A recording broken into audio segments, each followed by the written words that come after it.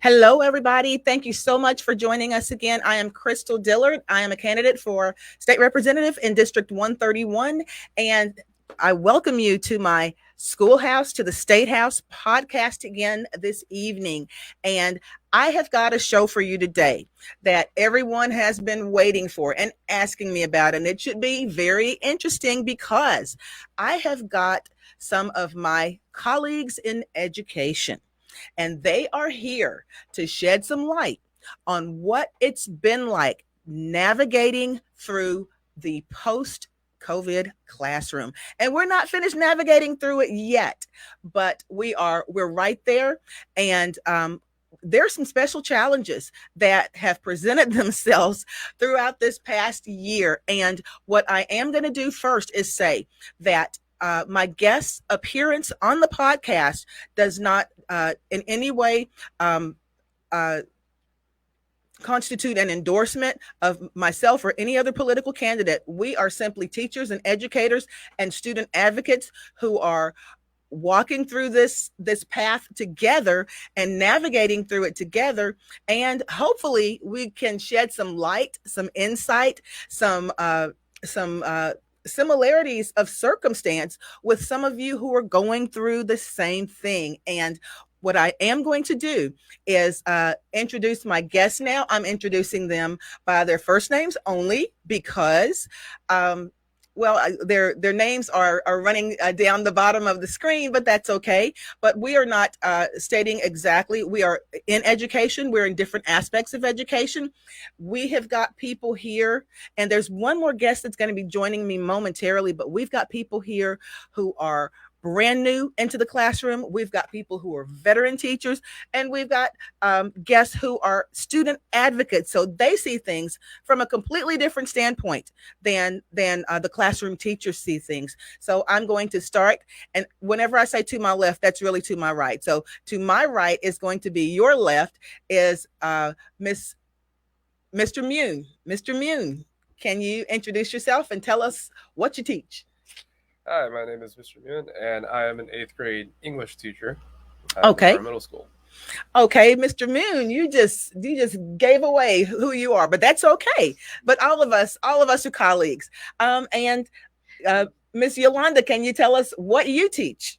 I'm the intervention teacher, reading intervention, special education, and students with dyslexia and other learning impairments. I teach sixth, seventh, and eighth grade. Wow, so you see it all Yes, I do. all throughout middle school. Yes. And Mr. Stephen, can you tell us what your connection is to students? Good evening, everybody. So, again, my name is Steven, and I pretty much support students with non-academic support. So, anything outside of the classroom, I'm the person that helps out the students and provide different types of resources and services so that way they can be successful in the classroom. Absolutely. And one of the reasons that I got Stephen to join us today is because he actually gets to see a lot of the things that the teachers don't necessarily get to see. And the easiest way I can say it is that he's got to have a very, very strong stomach and a really strong a strong presence to be able to actually see and keep his composure through a lot of what he sees, because it's not always the good aspect that Stephen sees. But I have seen him in action for several years, and he goes above and beyond to make sure that our students' needs are met. But I wanted to get all of these educators here, and I want to say something about Mr. Vernon, simply because, Mr. Vernon, how long have you been in the classroom? Well, since August, so it's August? 3 months? Exactly. So see, that's going to lend a completely different perspective. He came into the classroom during the pandemic, right in the heart of the pandemic. He came into the classroom, and we are hoping and keeping our fingers crossed that he's going to stay in the classroom. But that's sort of a baptism by fire coming in during that time.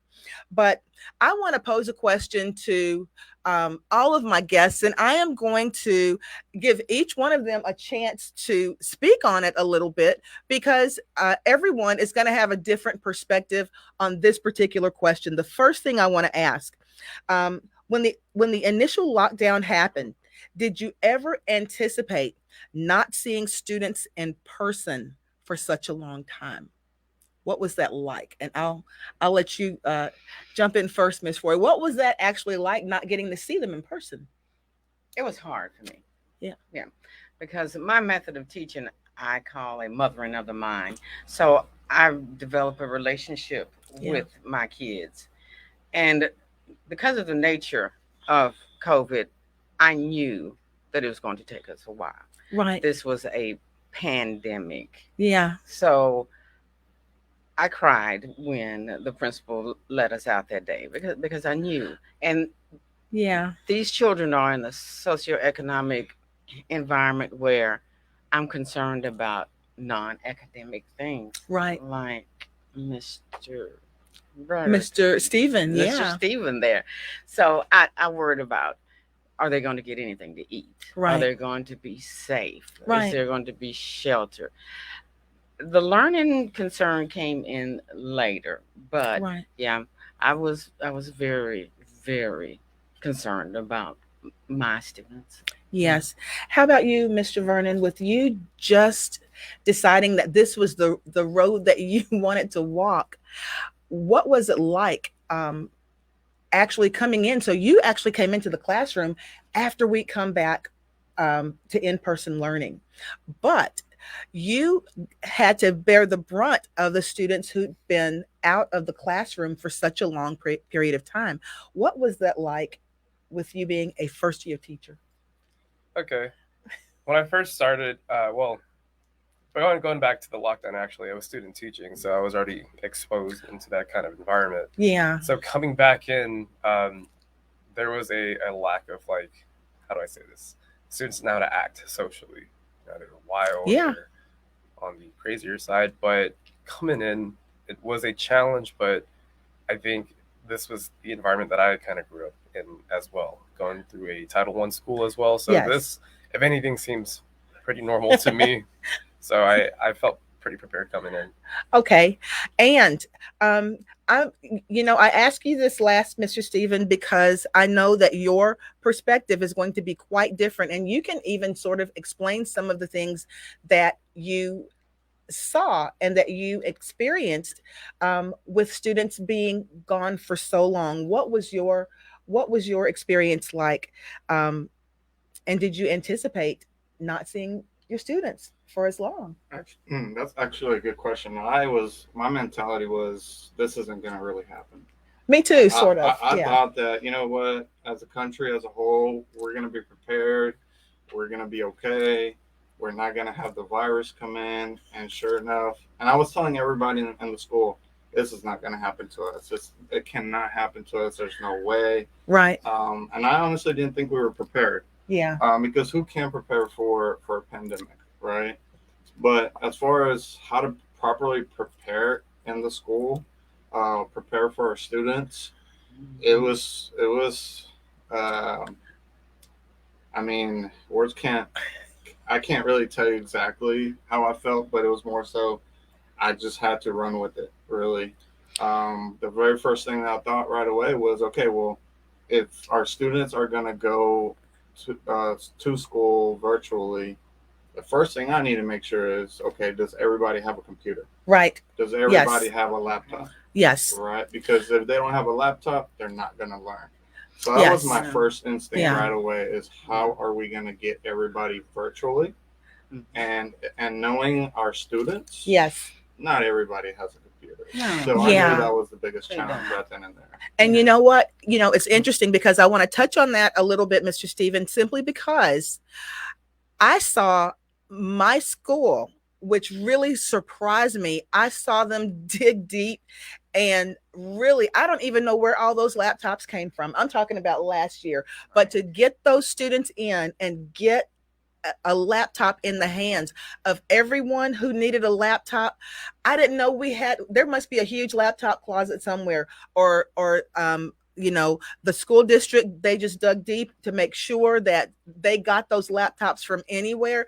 And when students didn't have a laptop, they sometimes they sometimes take those students laptops, and I know you for one, you for one, are one of those resources that make sure that those students have a laptop in hand. And the population that you serve different populations, but there's one population that you serve of newcomers. And sometimes they can be a little bit difficult to stay in contact with. What was that challenge like? That was as difficult as it can be. Um, just the fact that this certain population doesn't either speak Spanish or English, which Right. is the two languages that I speak. Right. It was very, very difficult to be able to communicate with parents. Yes. It was very difficult to speak with the students. But what I learned through the pandemic Yes. is that it's very, very important to build relationships with those parents. Right. Because you're not going to reach a student Yes. if they don't have proper technology. So you're left with trying to reach the parents. And again, the parents are also working.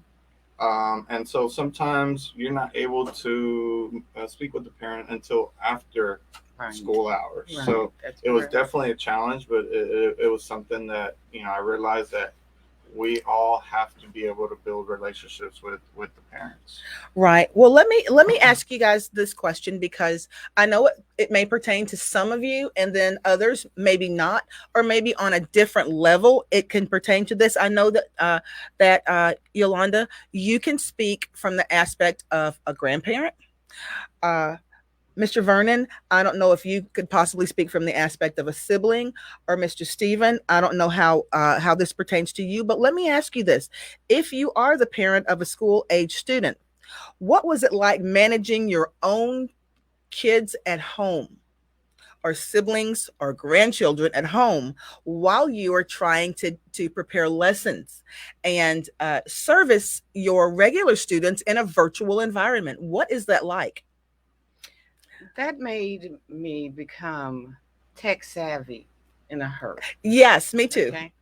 Yes, you're multitasking, but you're multitasking something that is so important that it's not one of those things that you can hum while you walk. Right. You have to focus and pay attention to the child that's at home. Right. And the child that you're teaching. Right. Because both of them are very critical.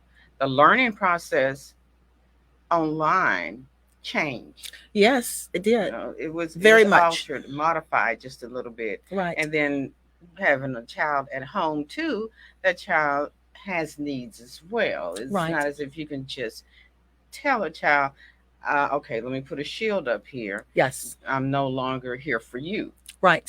So you had to be two places at one time. Yes. That was, even though I don't have children, I saw that with parents. Yes. As I was teaching children virtually. Right. I could see and hear mothers in the background or fathers in the background trying to take care of children. Yes. And make sure that the child was tuned in online. Yes. And responding and participating. So it was a dual role for parents. Yeah, and that's a really difficult role. And this is going to be interesting, because I'm going to turn this question to Mr. Vernon next, because like he said, he was in the capacity of a student teacher during this time. And I'm not even sure exactly what how do you manage that as a student teacher? Are you actually teaching alongside virtually with another? How does one student teach during virtual learning? I never ever had to think about that, but how does it happen? Well, I actually never had that, because Texas A&M pretty much said you don't have to go back to the classroom. So I didn't get to adapt to that hybrid teaching, but I can speak on a sibling standpoint. Yes. I have a little brother who's 7-year-old now. He was 6 at the time when the pandemic hit. So wow. There was definitely a lot of learning on my parents' side about like technology, answering emails, and yes. all the fancy launchers. But it's really funny, because imagine a 6-year-old having to learn how to check his email and right. navigate through yes. all of this fancy tech, where I didn't start doing any of that until I was in high school Exactly. and college. Yes. So that was a challenge, I'm sure, for a lot of people, because technology literacy is, we're learning it. And Yes.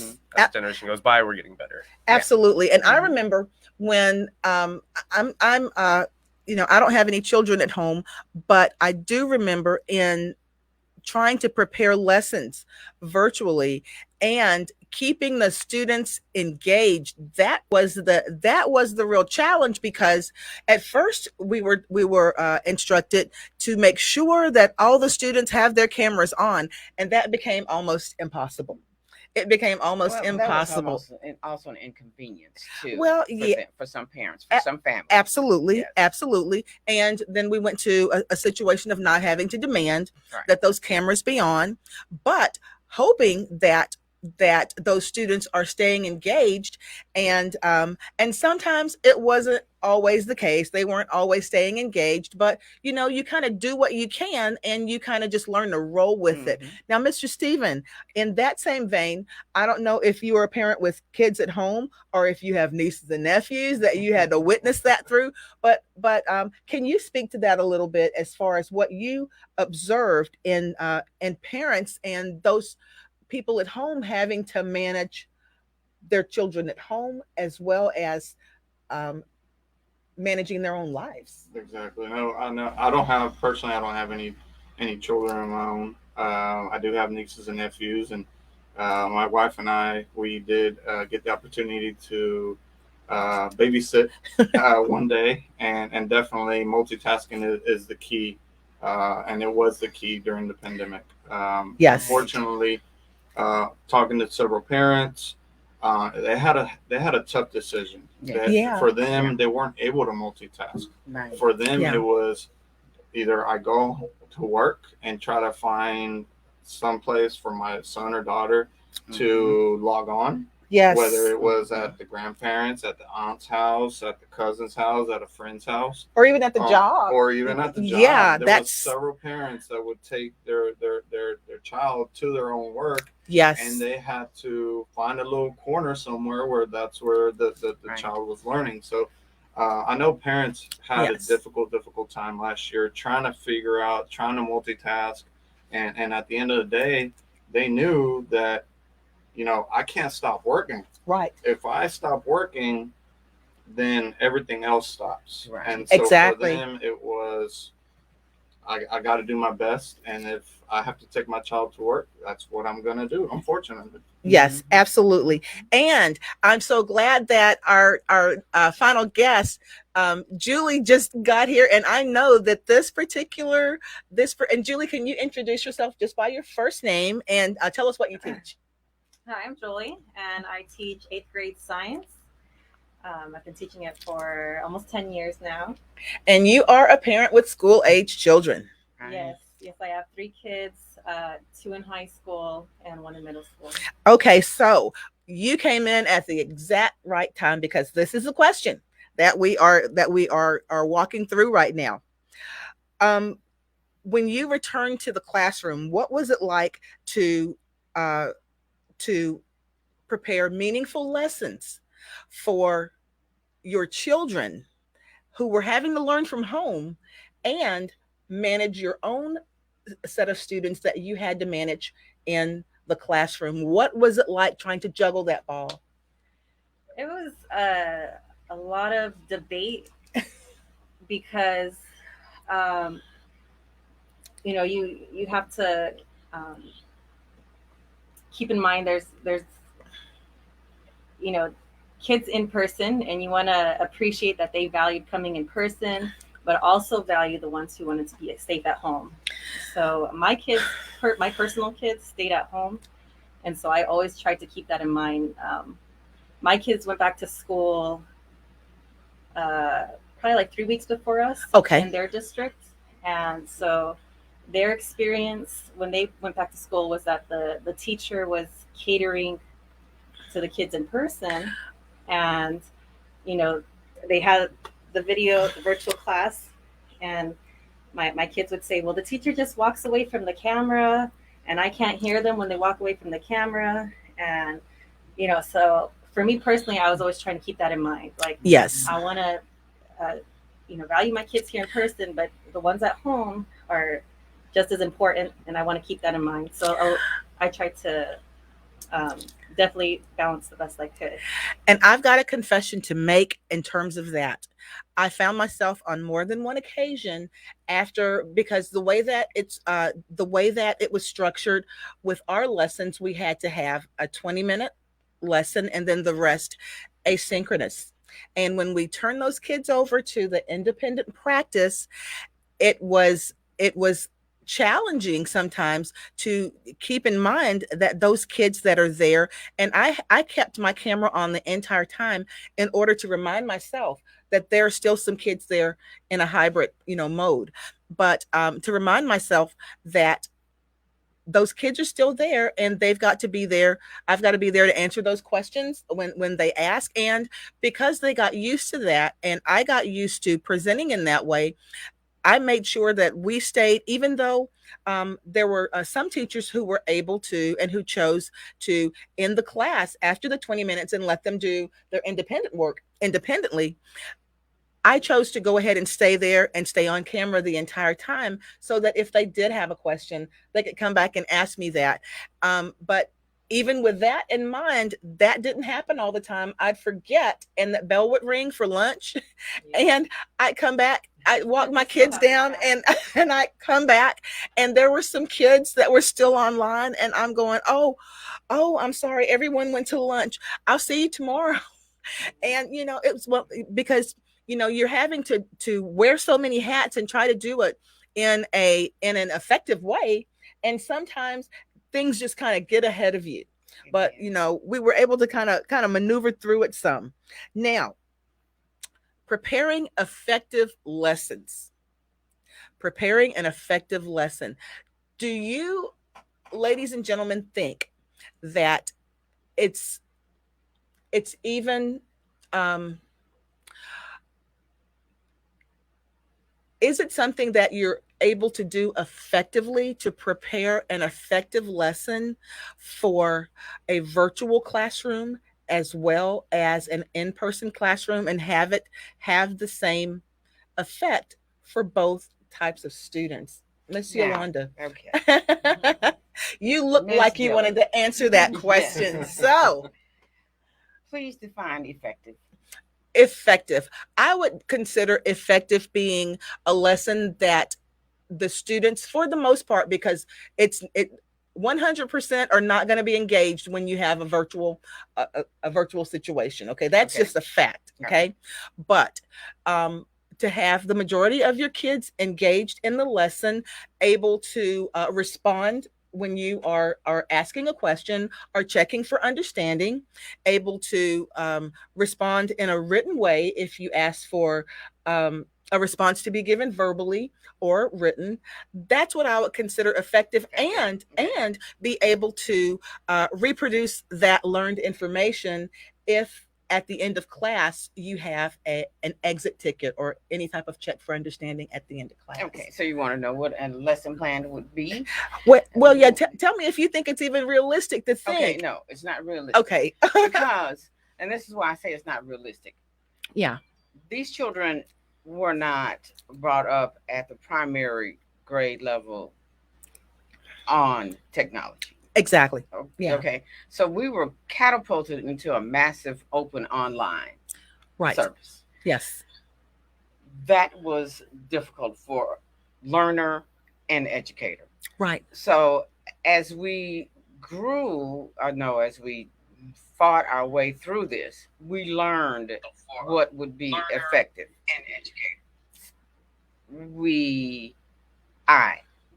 I found that my students, for attention, to catch their attention and to get them motivated, Mm-hmm. I did have to allow them to participate, type into the chat. Right. Now, I never could use games.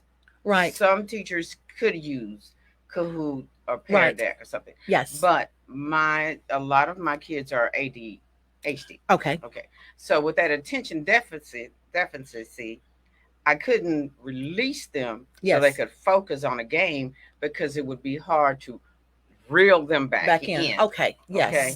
So my lesson plan was for the day, put an emoji in Right. into the chat. Tell me how you're doing Yes. that day. I progressed from there, Yes. and I participated too. I put some sort of emoji in there, Right. and we would read. I would have to read because, of course, my children are in a reading intervention and they're Right. dyslexic. So I have to hear them say words. Yes. Even though the camera, I wasn't big on them turning the camera on so that I could see them. Uh-huh. To be effective, they had to turn that camera on at a certain point. That was my challenge. Yes, they had to. Because for dyslexia, I have to hear the initial sounds of some words, Okay. the middle and the ending. Okay. I have to see if how their mouth is moving, their lips are forming, if their tongue is touching their palate. So that I had to do that. I was Yeah. like you. I never could turn that camera off. Right. I never went asynchronous. It was always, Yeah. always. Yeah.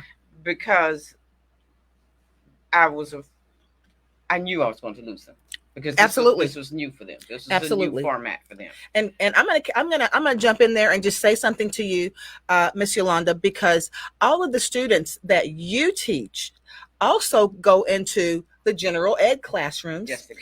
And I have some of those students. Miss Julie has some of those students. Mr. Vernon has some of those students. Yes. And Mr. Stevens services some of those students. Yes. And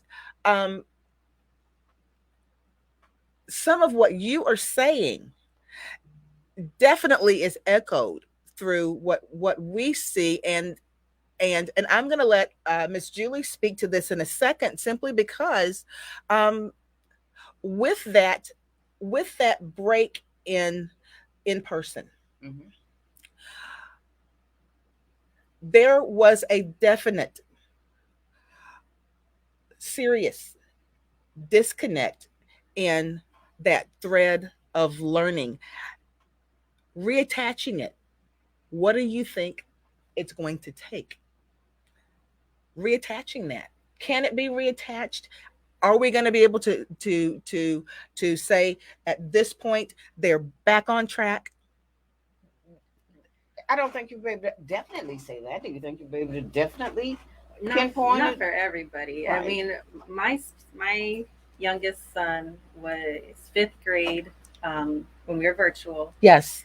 and him I worried about in math. Right. It's not his strongest suit. Yeah. And so definitely being virtual, I did not feel like that was helpful. Yes. And I did worry that coming back he'd be behind.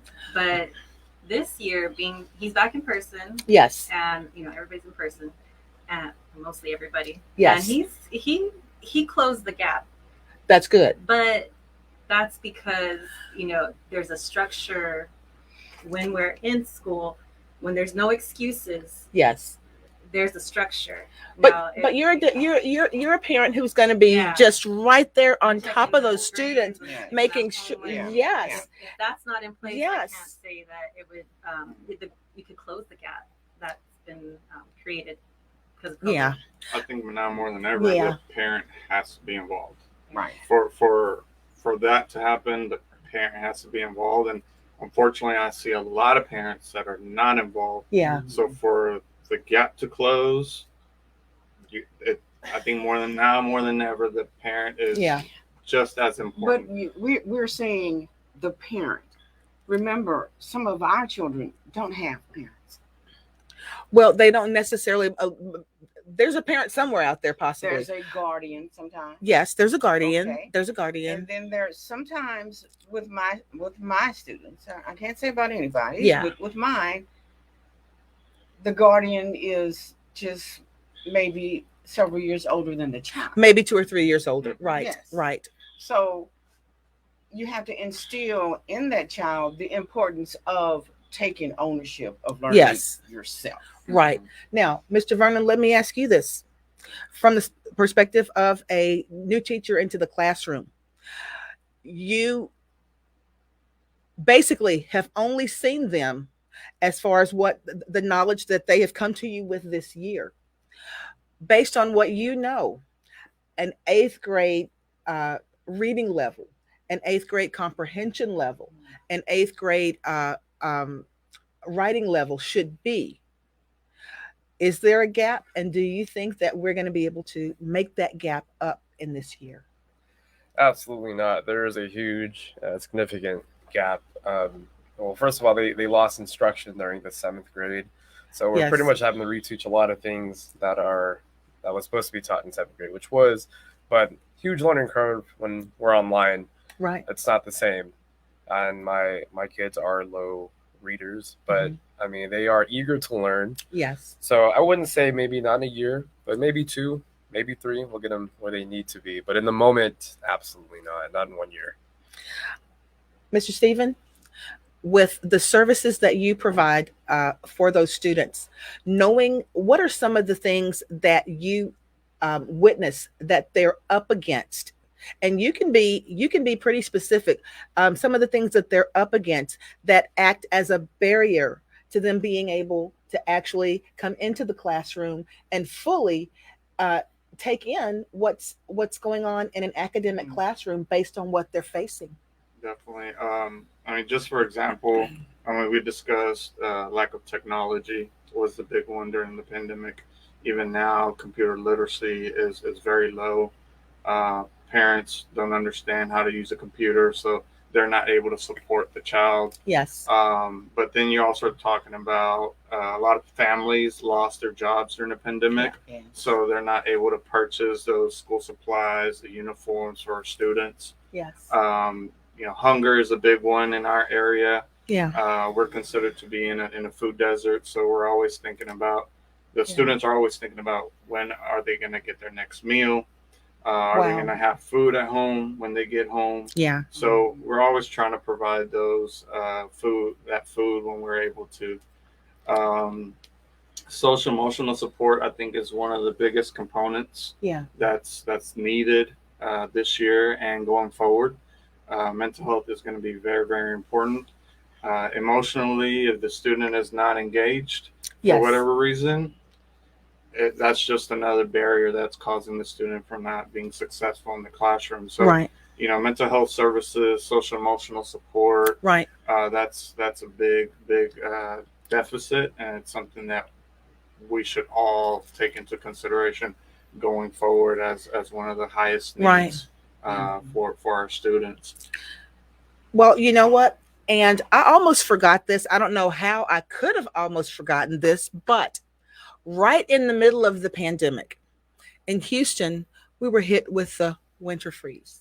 Oh yes. And I don't know how that slipped my mind, but that was such a profound hit in the middle of a pandemic.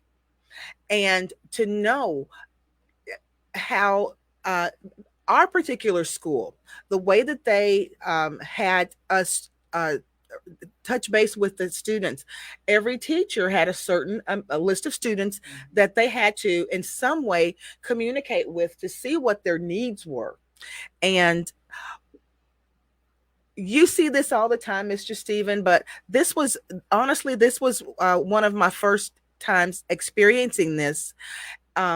Actually calling and talking to the parents, and the parents saying, we don't have any water, we don't have any food. If we just had some bottles of water, we don't have anywhere to go shower. I know that I talked to Mr. Stephen about this earlier in the year because and he was able to coordinate this, and I applaud him for that, because some of the things that we take for granted, being able to take a shower, the kids didn't have that, and certainly they didn't have hot water. If there was any running water, or if they had bottled water, being able to take a shower was just out of the question, because it's still February, it's still freezing outside, and to take a cold shower, that's almost torture. It really, really is. But I was able to contact Mr. Stephen and ask him about whether or not our school was going to be able to open the gym for showers. And he was able to make some phone calls, and there were a lot of moving parts, but he was able to get the showers at our feeder high school open at certain times of the day for the families to be able to go and shower. Those are the kind of things that are so important that we don't even necessarily think about. I never thought about it because I always had somewhere to shower. I always had a clean change of clothes. These students didn't have anywhere to wash clothes. They didn't certainly know where to wash dishes if there's no running water, but just a myriad of so many things that just built one upon the next that we don't necessarily even think about.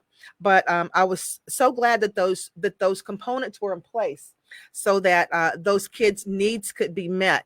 And I also want to say this because I'm jumping off topic a little bit, but I want to say this especially in terms of appreciation to Mr. Stephen, because of him. Now we've had student advocates in our school before, but I've never seen a student advocate like Mr. Stephen who his the way, yeah, the way that he comes to bat for those students is like I've never seen before. And we've had people in his position in the school before, and I remember seeing them maybe 2 or 3 times throughout the year.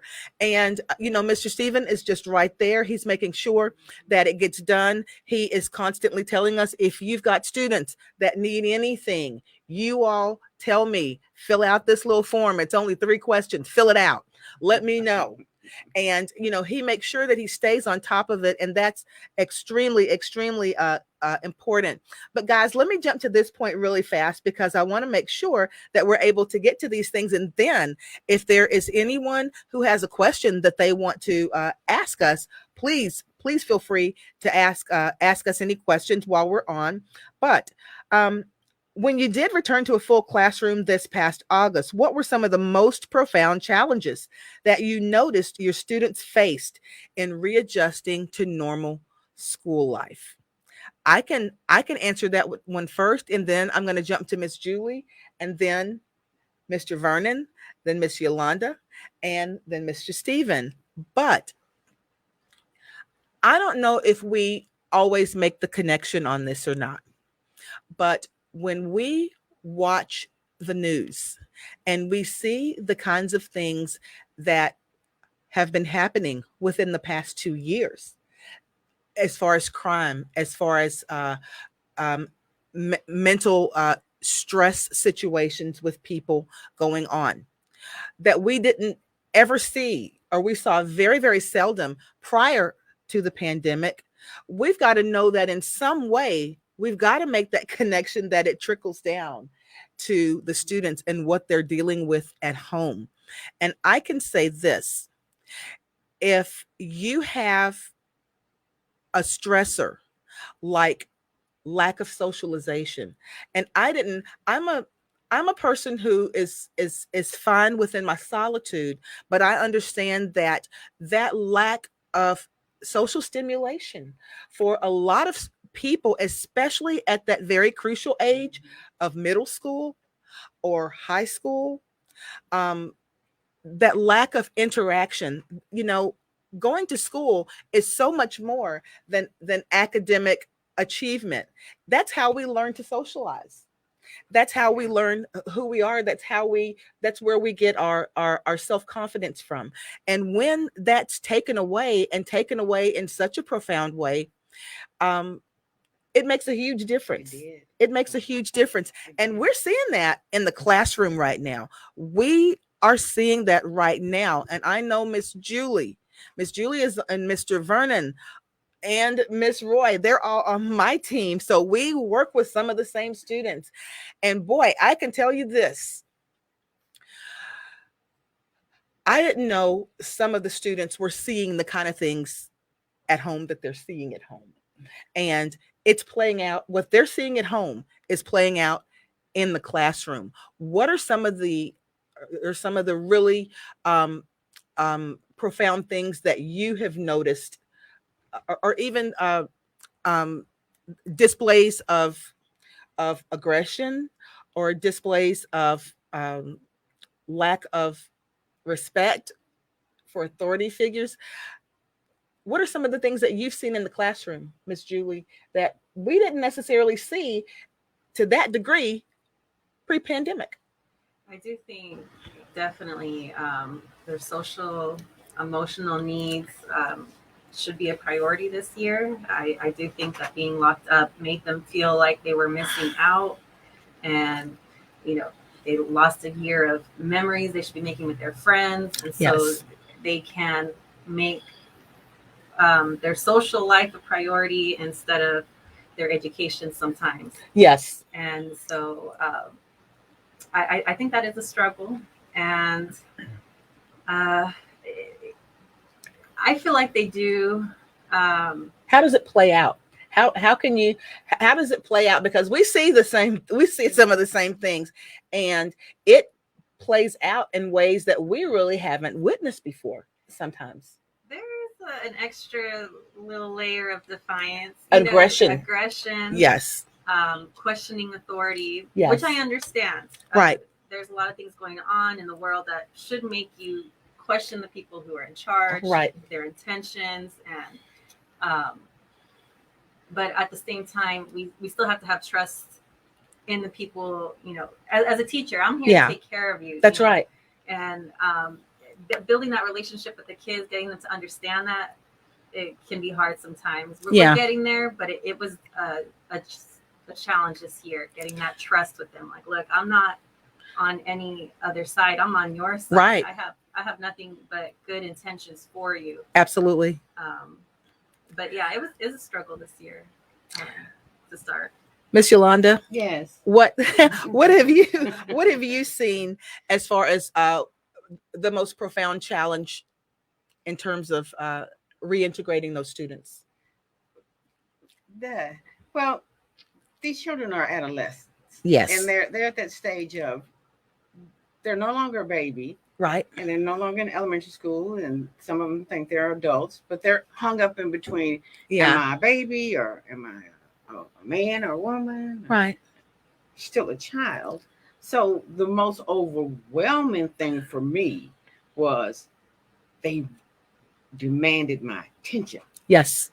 They wanted an adult to, believe it or not, tell them what to do. Give them boundaries. Yes. Yes. Structure and boundaries. Yes. My children came in there helter skelter. Yes. And the minute I gave them that command, it was no doubt. They Right. sat down. They did what they were supposed to do. It was as if they were starving for direction. That structure. Yeah. And I got so many, miss. I would talk to one, focus on one, and Yes. another one would interrupt. Yes. They wanted that They attention. wanted Yeah. that attention. Yeah. The TikTok and the Instagram and the what else they were doing during the pandemic Yeah. was just short-term microwave attention. Right. They needed a prolonged interaction with an adult, with Yeah. an authority figure. Now, that's my method of teaching. Right. I just don't know about other Right. teachers, but that is what I saw, that they were starved for socialization, for Yes. contact. Yes. Mr. Vernon, what would you say was the most profound adjustment that your students are having to make? Yeah, relearning or even learning for the first time soft skills such as raising your hand, or Yeah. speaking in an indoor voice. Yeah. That is something my kids lacked, and I really had to like draw it back for them and be like, hey, Right. this is how you act. If you need something, raise your hand. Speaking in normal, indoor voice. Because Yes. the kids, I would say this year, are extremely loud, and there are points where I have to be give them the death stare, basically, like that dangerous stare. Like, hey, we're not Yes. playing on anymore. Like, Right. now there's a time and place for everything, but now is not the time. Yeah. But it's just a lack of, along with social skills, soft skills. Raise your hand. Yeah. Say please. Say thank you. Yeah. Don't be so rude about things. Yes. Relax. Absolutely. Mr. Stephen, what types of adjustments? And I know that you see lots of them, because when our kids come to you, that means that there's still some things that they're going through. Mhm. that they haven't necessarily been able to cross that threshold yet. What are some of the things that you have noticed being the most profound um, barriers that these kids have had to wade through? I agree with everybody. So the social skill aspect was something that they lacked, and that's something that they're craving right now. Yeah. Unfortunately, every day is different, and every student is different, and the way they express the need of that social skill, it sometimes can be good and sometimes can be bad. And I feel like when you mix that, the mental health component, Yes. it might go the wrong way. Right. And that's when you definitely you're starting to think about students telling you things about like suicide. Yes. Things, students telling you about maybe not being accepted by the parents. Yes. Not having certain friends. Right. Not being Mr. Popular or Miss Popular. So a lot of the conversations I've had this year have been surrounding the social emotional component. Yes. Or the lack of, and then also just those other needs are just highlighted even more because of the fact that they didn't have anybody to talk to last year. Yes. And now that they have somebody to talk to, it's like they're just spilling spilling it out, and there's really no filter. But for me, I just let them speak. Yes. And let them speak, whether it's the right way or the wrong way. Right. I just let them speak, because that's really all they really want, is just somebody that they can talk to and express their feelings, their emotions, and and their thoughts. So that's definitely what I've seen, and I hope that this year we're able to make a small dent and being able to provide those supports for the students. Right. Well, let me throw this out to you guys, because we're kind of closing in on our hour, but I want to ask you all this, because this is something that all of us hear all the time, especially those of us that sit in the academic classroom. The learning gap that happened as a result of COVID. Do you all think that it's realistic for us to feel that that we're going to be able to make up this gap within this school year? Do you think that it is going to happen? I will answer that first, and I'm going to answer it as honestly as I possibly can. Do I think the gap will be made up, and can it be made up? Yes, I think the gap can be made up. Will it be made up this school year? Absolutely not, because we were starting out with many of our students pre-pandemic having a learning gap, okay, because of various reasons. And then being hit with the pandemic, and then the stressors from the freeze, asking that type of learning gap to be made up with so many other extenuating circumstances that these students have endured. I don't feel that it's realistic for us to believe that within this academic year, we're going to get there. Miss Julie, what are your thoughts? I agree. We'll close the gap, but not this year. It's, right. Because we're still in it. Yes. We're still in the struggle. We're still recouping the kids emotionally, getting them back on track. Yes. And academically, that comes second to emotional. Yes. We have to take care of that first, and it can't be done in just 1 minute. Yes. Miss Yolanda. I believe some students will be able to. Yeah. It depends on their cognitive ability. But the majority of my students, since they have impairments, right, there's no such thing as an acceleration. Right. So my answer would be no, they're not going to close that gap this year. No. Mr. Vernon. Yes, ma'am. Going back on Miss Yolanda and Miss Julie, emotional needs have to be satisfied first before any academic progress can be made. And on top of that, there are some students that are determined to fulfill that. But I know emotional needs number one, Right. and we see a lot of our kids still recovering from the time of the pandemic and the time of the great freeze of 2020. We're all still, we've come out of something crazy. We're still going Right. through it, and not just students but teachers too. We Yes. have both gone through a lot. So as important school is, I know that these emotional needs are much more important. So within this 1 year, no, but it'll take some time. Yes. Mr. Stephen, you see a different aspect of it. Well, I believe in my teachers. I believe in everybody in the school, and I think it can happen. But I think for it to happen, other things have to fall into place. And I think it's going to take double, triple the amount of teachers that we currently have in order to close that gap. So Yes. you're talking about tutorials after school, Saturday tutorials. Every core teacher has to have, or there has to be at least 3 or 4 teachers within that same content. And unfortunately, we know that's not realistic. Right. I don't know within the classroom if it can happen, but I'm going to be optimistic and say that we can make we can close the gap for sure. Okay. And again, I will say that the gap can be closed too. Yes, I believe that gap can be closed, but will it happen within a year? I don't think so. In 2 minutes, and we got to get to everybody in 2 minutes. In 2 minutes, if you could give your pre-pandemic self a piece of advice on successfully navigating this year, what would it be in one sentence, Miss Julie? Follow my instinct. Always be ready to learn, but trust that I'm a good teacher. I have the kids' best interests, and not question myself so much. Just follow my guts and do what I think is best. Okay, Miss Yolanda. My pre-pandemic self would tell my pandemic self, let some of it go. Yeah. Yes, that's what he would. Mr. Vernon. Have grit, be patient, and don't take it personal. Mr. Stephen. I say prepare as much as you can, but you're not going to be able to meet every single need.